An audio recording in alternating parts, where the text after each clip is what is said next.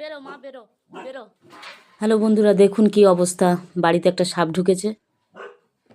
কি অবস্থাটা দেখুন।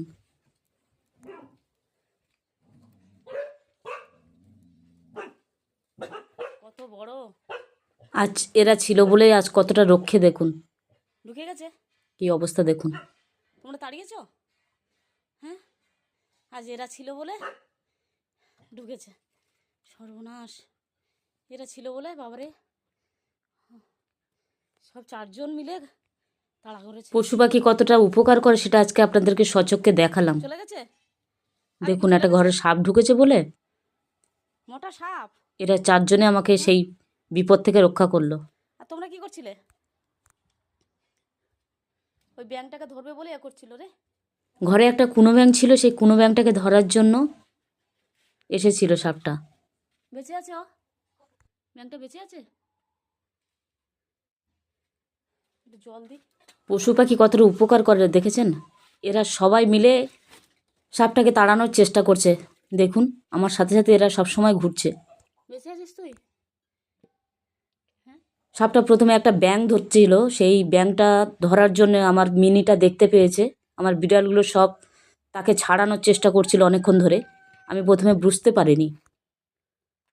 ব্যাঙটা পুরো আধমরা অবস্থা। দেখুন, জল দিচ্ছি যদি বাঁচাতে পারি। প্রথমে বিড়ালের সঙ্গে যুদ্ধটা লাগে, তারপরে আবার চেষ্টা করলাম যদি বাঁচে। ব্যাঙটা পুরো আধমরা অবস্থা, দেখতেই পাচ্ছেন। একদম পুরো নড়ছে না। ঠেলে ঠেলে সরাচ্ছি, তারপর একটু জল দিলাম যদি বাঁচে। অনেকক্ষণ ধরে চেষ্টা করলাম।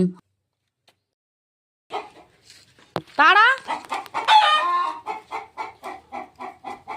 বেরো মা, বেরো বেরো।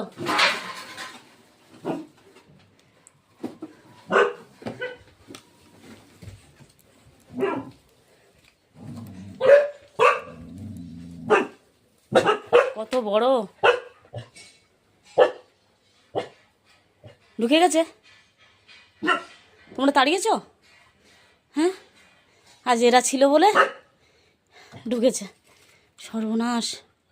এরা ছিল বলে বাবারে, সব চারজন মিলে তাড়া করেছে। চলে গেছে। আবে কি চলে গেছে? মোটা সাপ। হ্যাঁ, আর তোমরা কি করছিলে? ওই ব্যাংকটাকে ধরবে বলে করছিল রে।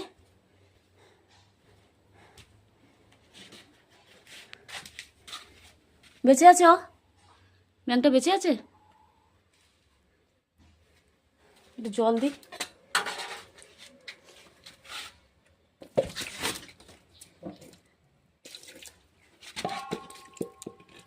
বেঁচে আছিস তুই?